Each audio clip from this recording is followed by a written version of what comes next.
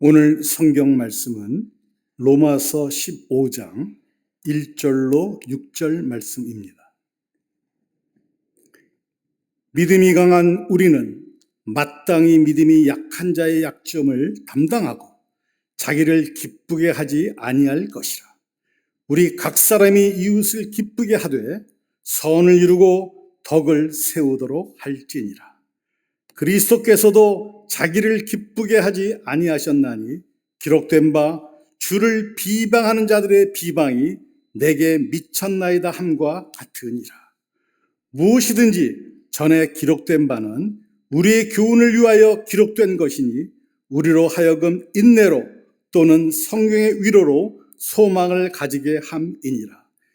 이제 인내와 위로의 하나님이 너희로 그리스도 예수를 본받아 서로 뜻이 같게 하여 주사 한 마음과 한 입으로 하나님 곧 우리 주 예수 그리스도의 아버지께 영광을 돌리게 하려 하노라. 아멘.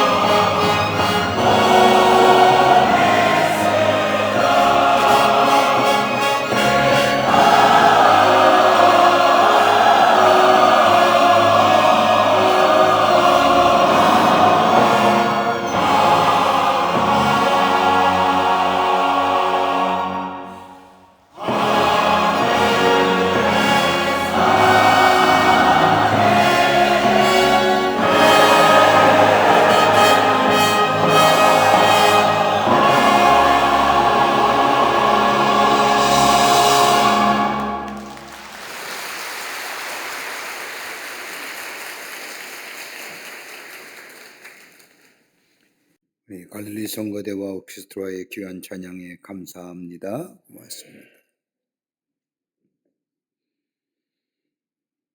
2025년 한 해에도 하나님의 놀라우신 은혜와 평강이 우리 광림의 권속들과 또 가정 위에 또 하시는 위에 넘쳐나시기를 먼저 주의 이름으로 축원합니다. 한 해를 시작하면서 우리 마음에는 희망과 더불어 기대감이 넘쳐야 하는데 우리의 삶의 주변과 정황들을 보면 희망과 기대감보다는 깊은 한숨과 불안과 염려가 우리 마음 깊은 곳에 자리 잡고 있음을 봅니다. 주변에서 들려오는 많은 이야기들 들을 때마다 우리 마음에 불안과 염려스러움이 생깁니다. 국제적으로는 곳곳에 들려오는 전쟁의 소리들, 이로 인해 수많은 생명의 목숨이 잊어버리는 일들, 하나님의 창조의 질서를 어김으로 인하여 일어나는 자연재해를 통하여 고통당하는 많은 사람들, 경제적으로는 신경제주의를 앞세워 자국의 경제 이익을 우선시하는 정책으로 인하여 가난한 사람들, 가난한 나라들은 더더욱 빈곤의 깊은 늪으로 빠지게 하는 자기 나라의 이익을 우선시 삼는 정책들, 국내적으로는 카오스 같은 혼돈과 무질서의 정치권, 정치 지도자들의 오만함과 무식함들, 국민의 마음을 불안과 걱정을 주며 정치권의 불안으로 인하여 경제는 더더욱 어려운 가운데 있음을 봅니다. 이제는 일상이 되어 아무런 관심도 끌지 못하는 젊은 세대의 일자리 부족들, 인구의 고령화와 더불어 저출산으로 인하여 나라의 미래가 불투명해 보이는 안타까움들이 있습니다. 사회적으로는 계층과 연령 그리고 지역 더 나아가 젠더 간의 갈등으로 인하여 대립과 나눠짐, 이것이 우리로 하여금 이 사회로 하여금 분노의 사회를 만들어가며 인간의 생명을 경시하게 여기는 사회의 현상들이 곳곳에서 일어남을 보면서 우리의 마음이 아프고 미래에 대하여 불안함과 염려의 마음을 지울 수가 없습니다. 새 밑에 들려왔던 무안공항의 비행기 참사, 어떻게 이런 일이 우리의 가족과 우리의 가까운 이웃은 아니더라도 우리 가운데 이런 일이 일어날 수 있음을 우리는 보면서 불안하고 염려스럽습니다. 이러한 것들은 한 해를 시작하면서 우리에게 희망과 기대감을 갖기보다는 우리의 마음속에 불안과 염려스러운 마음, 무거운 마음을 갖고 시작하게 합니다. 우리의 주위를 둘러싸고 있는 이런 것들을 보면서 어떤 사람은 그냥 흘러가는 시간 속에 자신의 인생을 내어 맡기는 방과 같은 인생이 있는 반면에 그건 내 일이 아니니까, 나는 별 관계없으니까 라고 하며 무관심으로 일관하는 사람이 있는 반면에 아니야, 이럴 때일수록 우리 안에 힘이 있어야 돼 라고 생각하며 힘을 추구하는 사람도 있음을 보게 됩니다. 여러분, 힘이란 무엇일까요? 힘에는 여러 종류의 힘이 있을 겁니다. 굳이 따져보면 이런 거 아닐까요? 하나는 경제적인 힘입니다. 자본의 위력은 대단하지 않습니까? 지금의 세대는 철저하게 자본에 의하여 움직이는 사회입니다. 우리나라 옛말에도 장사도 무일피면 안색이 변한다고 하는 말처럼 예전이나 지금이나 이 경제의 힘이 중요합니다. 그런데 문제는 뭐냐면 경제의 힘이 강하면 강할수록 교만하다는 겁니다. 두 번째는 굳이 또 안에 힘을 들다고 하면 지식의 힘일 겁니다. 아는 것이 힘이다라고 하는 말처럼 아는 자가 모르는 자를 이깁니다. 모르면 뒤떨어진다고 생각하며 지식을 많이 갖으려고 합니다. 근데 문제는 깊이 있는 지식이 아니라 단편의 지식이라는 겁니다. 이걸 가지고 많이 아는 것처럼 포장합니다. 그리고 이 많은 지식, 얄팍한 지식이라도 정보라도 많이 가지고 있으면 다른 사람에 대하여 편견과 오만함을 가지고 대합니다. 이게 문제입니다. 세 번째, 우리가 힘을 들 수 있다고 한다면 경험의 힘일 겁니다. 지식이 많더라도 처음 하는 일에는 자신이 없습니다. 그러나 경험치가 있으면 자신이 있고 힘이 있습니다. 그런데 이런 경험은 한계가 있지요. 다 경험하는 것이 아니라 내가 경험할 수 있는 것만 경험합니다. 그렇게 자신의 경험에 대한 경험한 것에 대해서만 말할 수가 있습니다. 근데 이런 경험의 힘을 숭상하는 사람들은 다른 사람을 무지하다고 생각합니다. 네 번째 힘이 있다고 한다면 도덕적인 힘일 겁니다. 사람은 불의할 때 약해집니다. 도덕적이고 윤리적인 정당성이 결여있을 때에 약해집니다. 여러분, 의롭지 못한 일을 하게 되면 목소리는 커질지 모르지만 마음은 한없이 약해집니다. 떳떳하지 못하고 양심이 바르지 못할 때에 약해집니다. 의로울 때에, 정결할 때에, 깨끗한 양심을 소유할 때에 떳떳합니다. 한 걸음 더 나아가 다른 사람을 위하여 섬기며 봉사하면 힘이 생깁니다. 근데 이 문제는 이 도덕적 힘이 있다고 생각하면 독선과 아집이 생깁니다. 이런 힘보다 가장 강력한 힘이 있다고 한다면 아마 영적인 힘일 겁니다. 믿음으로 얻어지는 힘입니다. 믿음이 세상을 이긴다는 말씀처럼 믿음이 우리 가운데 있어질 때에 우리에게 생기는 이 영적인 힘, 여러분, 이 시대에 살아가는 데 있어서의 진정 필요한 힘이 무엇일까요? 여러분, 경제도 지식도 윤리도 경험도 이거 아닐 겁니다. 영적인 힘이 우리에게 있어야 합니다. 이 영적인 힘이 우리 가운데 있을 때에 우리에게 의로움이 있고 우리에게 겸손함이 있고 우리에게 진실함이 생겨집니다. 그러게 요한일서 5장 4절의 말씀을 보면 대저 하나님께로 난 자마다 세상을 이기니라. 세상을 이기면 이것이니 우리의 믿음이니라. 여러분, 세상을 이기는 것은 우리의 강력한 힘이 아니라 강력한 지식과 경험치가 아니라 하나님을 믿는 믿음이 우리 안에 있게 될 때에 세상을 이길 수가 있습니다. 여러분, 그리스도인이 누구일까요? 어떻게 정의할 수 있을까요? 우리가 다 예수를 믿어 구원함을 얻었습니다. 그리고 부활의 생명을 가지고 하나님의 백성으로 이 땅을 살아갑니다. 그리고 하나님이 약속하신 저 영원한 나라 궁극적인 영광의 소망을 바라보며 삽니다. 이 믿음이 우리 가운데 있기에 비록 우리의 삶이 어렵다 힘이 든다 할지라도 이 소망이 우리 가운데 있기에 넉넉히 이겨 살아갑니다. 믿으십니까? 그렇다고 하면 구체적으로 이 믿음의 근거가 어디서 나올까요? 이 믿음이 어디 가운데 어디서부터 우리에게 있어질까요? 다름이 아니라 우리는 자유인이라고 하는 것이 있기 때문에 이러한 믿음이 우리 가운데 있습니다. 우리는 죄의 굴레에서 자유롭게 되었습니다. 영적인 자유함을 누리는 사람들이 우리들입니다. 여러분, 로마서 8장 1절과 2절의 말씀을 보면 그러므로 이제 그리스도 예수 안에 있는 자는 결코 정죄함이 없나니 이는 그리스도 예수 안에 있는 생명의 성령의 법이 죄와 사망에서 너를 해방하였습니다. 예수님이 십자가에 우리의 죄를 대속하기 위하여 돌아가심으로 인하여 그리고 부활하심으로 인하여 우리의 죄와 죄책감과 수치감과 죽음의 공포에서 우리를 자유롭게 해 주셨습니다. 그러기에 예수 안에서 참 자유를 누리고 삽니다.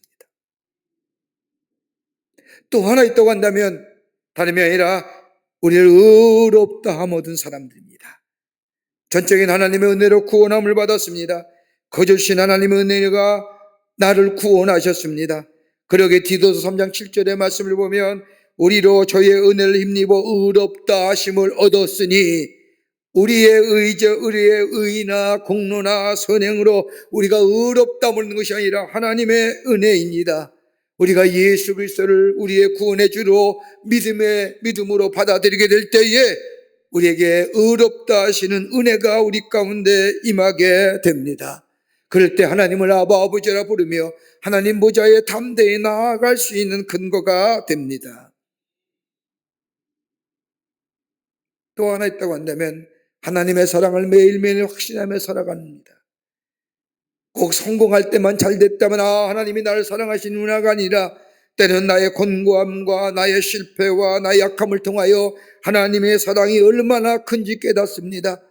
내가 약할 때, 내가 곤고할 때, 내가 실패했을 때 이것 또한 하나님이 나와 함께 하시고 나를 인도하시는 그 사랑 안에서 넉넉히 이김을 경험하게 됩니다.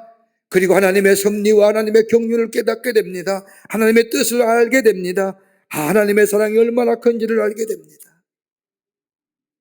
그러게 로마서 8장 37절의 말씀을 보면 우리를 사랑하신 이로 말미암아 우리가 넉넉히 이긴다는 말씀처럼 우리의 원수도 우리의 허탈감, 우리의 공허감, 우리의 죄, 악함, 비겁함도 하나님의 사랑이 그 하나님의 사랑이 내 안에 있으면 우리 넉넉히 이겨 승리하게 됩니다. 또 하나 있다고 한다면 우리 안에 사명의식이 있습니다. 내가 왜 사는지, 내가 무엇하여야 되는지 그 이유를 압니다. 나이가 들어서 사는 게 아무것도 이유 없다. 아닙니다. 나이가 들면 들수록 하나님 왜 여기까지 나를 인도하셨는지 그 하나님의 부르심의 목표를 압니다. 이유를 압니다.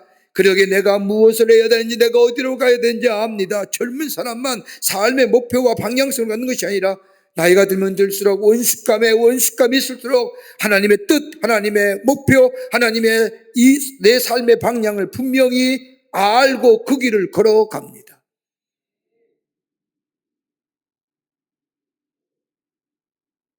그러게 바울은 빌립보 3장 14절 말씀에 그리스도 예수 안에서 하나님이 위에서 부르신 부름의 상을 위하여 달려가노라 라고 말합니다. 내가 무슨 일을 하든지, 내가 어떤 자리에 있든지 하나님 내게 주신 사명이 있습니다. 그것을 위해서 달려가는 겁니다. 방향이 분명합니다. 목표가 분명합니다. 또 하나 있다고 한다면 우리 최후 승리를 믿습니다. 고린도서 15장 57절의 말씀을 보면 우리 주 예수 그리스도로 말미암아 우리에게 이김을 주시는 하나님께 감사하노라. 여러분, 마지막이 불안한 것이 아니라, 불행으로 끝나는 것이 아니라, 여러분이 우리의 인생의 여정에 가장 두려운 게 뭘까요? 잘 사는 것도 중요하지만 잘 죽는 것도 중요하지 않습니까? 우리의 마지막이 어떨까요? 해피엔딩 할까요? 저 하나님의 나라에가 주께서 약속하신 약속의 성취를 바라보는 것, 마지막에 그렇게 결코 불안한 것이 아닙니다. 마지막만 불안한 것이 아니라 인생의 여정을 살면서 우리 하나님은 합력하여 선을 이루시는 하나님을 내가 믿기에 우리 하나님은 선하신 하나님, 좋으신 하나님, 그러기에 나의 삶에 때는 어려움도 있지만 때로는 곤고함도 있을 것이고 때는 힘들 것이 있지만 궁극적으로 우리 하나님은 선을 이루시는 하나님을 내가 믿기에 최후의 승리를 믿게 됩니다. 이걸 갖고 사는 거예요.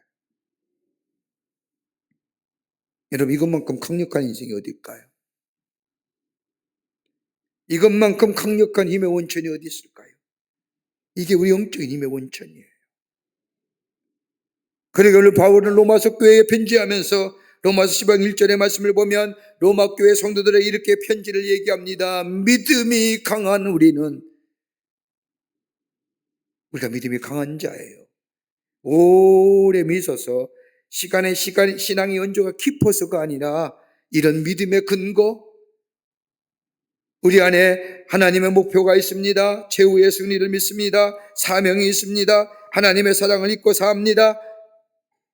구원받은 백성입니다. 우리를 의롭다 여기십니다 라고 우리에게 약속하시고 우리를 그렇게 불러주신 그 하나님의 놀라운 은혜가 내 안에서 우리의 믿음이 있는데, 이 믿음 가지고 영적 강자의 삶의 근거가 되는데, 이렇게 사는 우리는 그 다음에 어떻게 살아야 될까?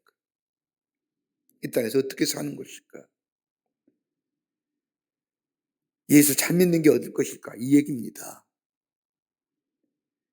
올해 우리 광림교회 권속들, 그리고 이 땅에 사는 우리 모든 사랑하는 우리 하나님의 사람들, 예수 잘 믿는, 그래서 하나님의 축복을 누리며 사는 복된 한 해가 되시기를 축원합니다. 그럼 어떻게 살아야 됩니까? 오늘 바울은 우리에게 귀한 말씀해 주시겠습니다. 첫째는 믿음이 약한 자를 일으켜 세우라는 겁니다. 연약한 자를 일으켜 세우라는 겁니다. 오늘 로마서 15장 1절의 말씀을 보면 믿음이 강한 우리는 마땅히 믿음이 약한 자의 약점을 담당하고 자기를 기쁘게 하지 아니할 것이니라. 믿음이 약한 자의 약점을 담당하라는 겁니다. 이 담당하다는 것은 헬라 원문을 보면 마스타조라고 얘기하는데 이 말은 들어 올린다라는 말. 여러분 군대 가면 행군하지 않습니까? 무거운 군장을 메고 배낭을 메고 이렇게 행군해 가지 않습니까? 아니면 등산을 가고 등산 룩색을 메고 올라갑니다. 올라가다 보면 이 무게가 너무 무거워서 처지는 사람이 있을 겁니다. 그때 앞서가던 사람이 뒷사람의 그 무거운 군장이나 무거운 것들을 들어 올리는 겁니다. 이게 담당하다는 거예요. 힘이 믿음이 있는 사람은 영적인 강자는 믿음이 연약한 사람의 부족함을 채우라는 겁니다. 상대가 버거워하거나 허물이나 실수를 감춰주고 넘어지지 않도록 해줄 뿐만 아니라 격려하며 용기를 주라는 겁니다.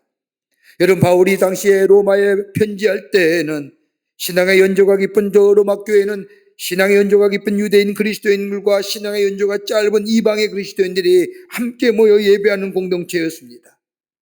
유대교 그리스도인들은 성경에 대한 지식도 많습니다. 오래 믿음이 있다는 사람들입니다. 그런데 문제는 자기 교만에 빠져서 믿음이 약한 사람을 우습게 봤다는 겁니다. 그러지 말라는 겁니다. 믿음이 강한 사람들은 성도들의 부족한 점, 약점을 잘 보고 도와주며 지도해 주어야 된다는 겁니다. 여러분 고린도서 8장의 말씀을 보십시오. 고린도 교회 안에서는 우상에 바쳐진 제물에 대하여 의견이 분분했습니다. 왜냐하면 저 고린도의 높은 산에는 아프로디테라고 하는 신전이 있습니다. 다시안의 신입니다. 그런데 이 고린도 지역의 사람들은 아침마다 이 아프로디테의 신전에다가 제물을 바치고 그 제물을 시장에 내다 파는 겁니다. 시장에 구입한 물건은 이른 아침 아프로디테 신전에서 나온 제물이기에 이것을 먹느냐 먹지 마느냐라고 하는 논쟁이 고린도 교회 안에서 보여집니다. 그때 바울이 이야기하기를 그런 일에 제한받지 않아도 된다고 말하면서 그 다음에 말이 중요합니다. 혹 형제들에게, 여기서 말하는 형제라는 것은 믿음이 약한 사람들 얘기합니다. 혹 믿음이 약한 사람들에게 영향을 줄 수 있다고 한다면 먹지 않는 것이 좋다고 얘기합니다. 오늘 읽지 않았지만 로마서 14장 14절과 15절의 말씀을 보면 내가 주 예수 안에서 알고 확신하노니 무엇인지 스스로 속된 것이 없으되 다만 속되게 여기는 그 사람에게는 속되니라. 여러분 음식을 가지고 이거 속되다라고 여기는 사람은 속된 거예요. 그 다음에 말씀을 보세요. 만일 음식으로 말미암아 내 형제가 근심하게 되면 이는 내가 사랑으로 행하지 아니함이라. 그리스도께서 대신하여 죽으신 형제들 내 음식으로 망하게 하지 말라. 혹 네가 먹는 것으로 인하여 다른 형제가 실족하면 안 먹는 게 낫다는 겁니다. 마시는 것, 먹는 것, 믿음이 연약한 자가 그로 인해서 실족당하면 안 하는 게 좋다는 거예요.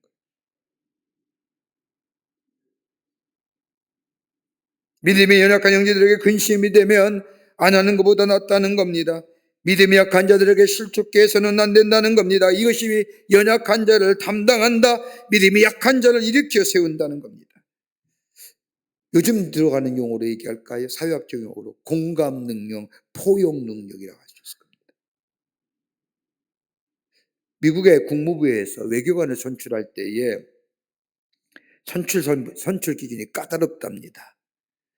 그냥 외무고시를 합격했다고 해서 다 외교관으로 발탁하는 것이 아니라는 겁니다. 좋은 대학을 나오고 좋은 성적을 낸 사람, 이런 사람을 외교관으로 선발하여 나라를 대표해서 다른 나라에 보냈더니 최악의 일들을 만들어내더라는 겁니다. 그래서 국무부에서 하버드 대학의 행동심리학 연구소장에게 새로운 인재 선발 기준을 만들어 달라고 부탁을 했는데 나라를 대표할 외국인의 선발 기준을 이 하버드 대학의 행동심리학 연구소장이 이렇게 선발 기준을 만들었답니다. 지식, 기술, 그 다음에 나오는 게 공감 능력의 지수, 포용 능력의 지수, 판단 능력의 지수.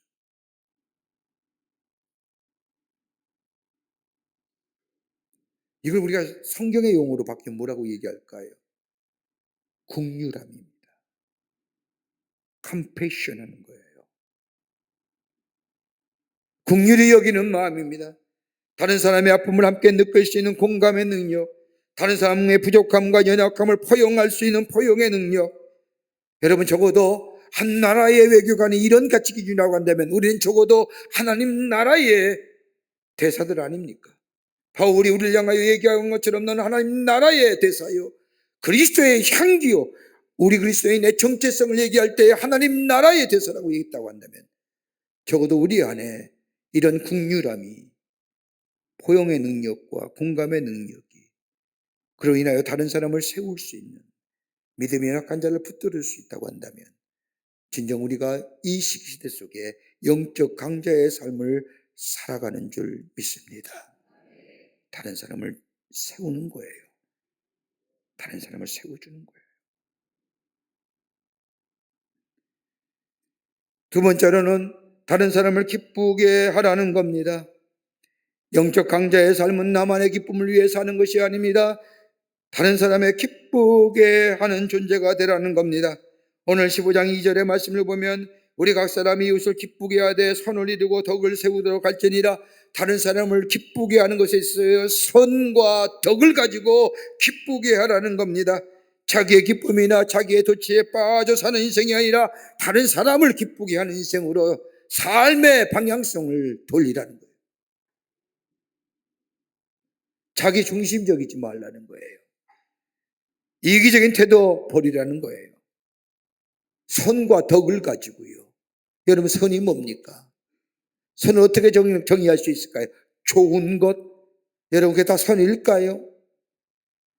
좋다, 좋은 게 좋은 것이라고 얘기하는 것들, 여러분 거기에는 악도 있습니다. 꼭 선만 있는 게 아닙니다. 좋은 게 좋은 거야라고 하는 것은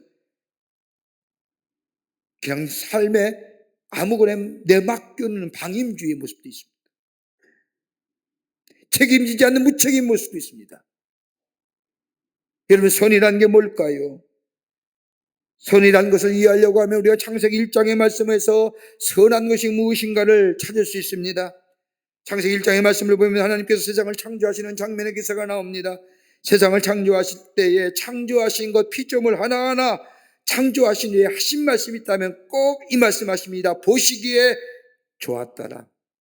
근데 마지막 인간을 창조하신 후에 우리 주님이 하나님은 한마디 더 하십니다. 감탄사지요. 보시기에 심히 좋았더라. 심히 좋았다는 겁니다. 우리 하나님의 세상을 창조하는 후에 피조물을 보시면서 좋았다는 겁니다. 이거 원문을 보면요, 이게 바투라고 했어요. 선하다는 겁니다. 그러니까 선의 정의는 하나님이 좋으셔야 되는 겁니다. 내가 좋아서가 선이 아니라 하나님 보시기에 좋은 것이 선입니다. 이 선 안에는 풍성함과 부함과 아름다움과 생명관계와 번성함이 달려있는 겁니다. 그렇죠. 하나님이 세상을 창조하신 후에 보시기에 좋았더라, 보시기에 심히 좋았다는 것은 거기에 질서가 있으며 풍성함이 있으며 부하며 아름다우며 생명의 관계로 이어지는 번성함의 역사가 있는 겁니다. 이게 선한 겁니다. 좋고 좋은 게 아닙니다. 마태복음 5장 16절의 말씀을 보면 너희 빛이 사람 앞에서 비치게 하여 그들이 너의 착한 행실을 보고 하늘에 계신 너희 아버지께 영광을 돌리게 하리라. 여기 착한 행실이 뭐예요? 선한 행위예요. 선한 행위가 있을 때에 질서가 바르며 풍성할 뿐만 아니라 부하고 아름답을 뿐만 아니라 생명의 관계로 발전해 나가 하나님 앞에 영광을 돌리게 아니라, 여러분 우리가 우리의 삶 속에 하나님 보시기에 좋은 행위, 선한 행위를 할 때에 거기에 질서가 생깁니다. 거기에 발효함이 있습니다. 거기에 더 나아가 풍성함이 있습니다. 부하게 하십니다. 더 나아가 생명의 관계로 발전시켜 하나님께 영광 돌리는 삶,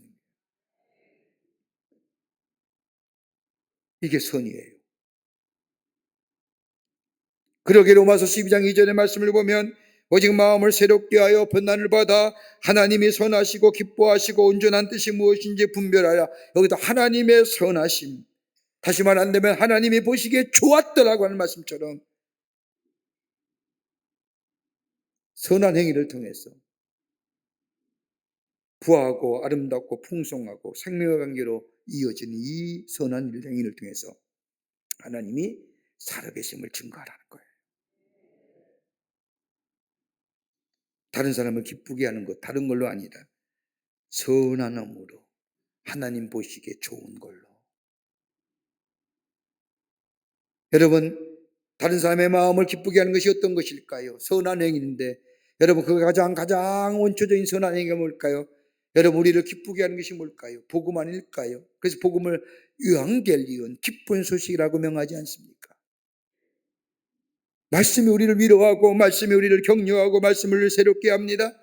여러분, 말씀이 우리 안에 있어지면 우리의 성품이 변하고, 성품이 변화되면 우리의 인격이 새로워지고, 여러분, 우리의 변화된 인격과 성품, 여러분, 하나님 보시기에 좋은 것 아닐까요? 여러분, 다른 사람을 기쁘게 하는 건 복음 전하는 것도 중요하지만, 그 복음은 전하면 말로 하는 것이 아니라 내 인격과 내 성품의 모습을 하나님 보시기에 좋았던 것 가지고 해야 한다는 거예요. 또 하나 있습니다. 하나됨을 위하여 힘쓰는 인생입니다. 영적 강자의 삶은 하나됨을 위하여 힘쓰는 인생. 오늘 15장 5절과 6절의 말씀을 보시면, 이제 인내와 안위 하나님이 너희로 예수 그리스도를 본받아 서로 뜻이 같이 하게 하여 주사 한 마음과 한 입으로 하나님 곧 예수 그리스도의 아버지께 영광을 돌리게 하여 하느냐. 뜻을 같이 하여 주사 마음을 갖게 해달라는 겁니다. 바울이 로마교회에 편지할 때 로마교회 성도들은 성장 배경도 다르고 교육 수준도 달랐습니다. 유대교 그리스도인들과 이방의 그리스도인들이 함께 모여하는 예배 공동체에게 문화적 배경도 다르고 자라온 배경도 다릅니다. 그러기에 이질감 가질 수밖에 없지요. 옳음과 다름을 구별할 줄 알아야 돼요. 옳음만 이야기하지 다름을 인정하지 않잖아요.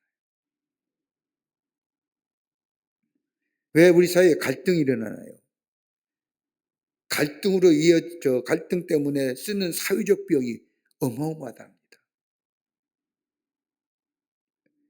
법원에 갈등으로 인하여 분쟁이 일어난 재판의 건수가 수도 없이.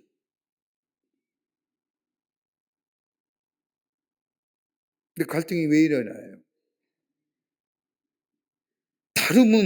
옳음은 인정하는데 다름을 인정하지 않잖아요. 사회의 갈등, 젠더의 갈등, 연령의 갈등. 다름을 인정할 수 있어야죠. 예수님의 12제자 보십시오. 예수님의 12제자의 출신 배경이 제각기 다릅니다. 세리였던 마태와 같은 사람, 로마 정부에 열심히 있는 가 하는가 반면에 유다와 같은 민족주의자들도 있습니다. 열심당원도 있습니다. 가난한 사람도 있고 부자인 사람도 있습니다. 유식한 사람도 있고 배우지 못한 사람도 있습니다. 근데 우리 예수님이 이들을 하나 되게 하셨죠. 무엇으로요? 하나님 말씀으로. 그 말씀을 가르치며 삶에는 뭐 갖고 해요?